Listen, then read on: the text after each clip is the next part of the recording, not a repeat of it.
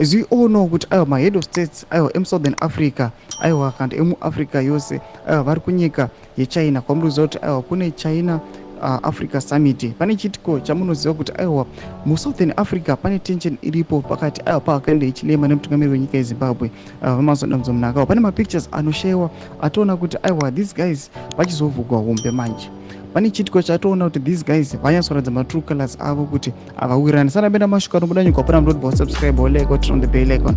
I want you to take a look on these images amuri kuona. Panapa pane picture one rotanga kushayiwa ramuri kuona aiwa this delegation amuri kuona iri kufamba iyo.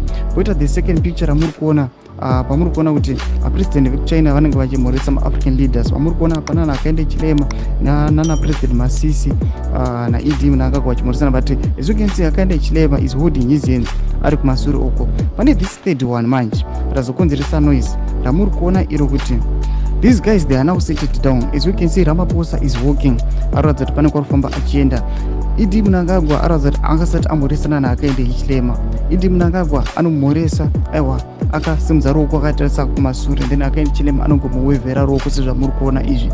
All the people they are looking at them. Chamuri kuona kuti aiwa chitiko ichi chinyatsoratidza kuti aiwa these guys aiwa bitterness yavainayo kana tension yavainayo is very looming, iri very critical zvekuti aiwa muhanokwara muhanonyura apa kutyanana kwavari kuita kana kuthreatenana kwavakaita kunyatsoratidza kuti aiwa this issue ikasaadresiwa aiwa munonzwa kuti aiwa kune muhataka mumwe. Zvekutidze mafungiro enyu muri kudii pamusoro pechitiko ichi. Aiwa vanhu vaya vakakomenda vanyatsokuona kuti aiwa chitiko ichi kaichi aiwa chiri very tense. Mutidze mafungiro enyu pine comment section yedu.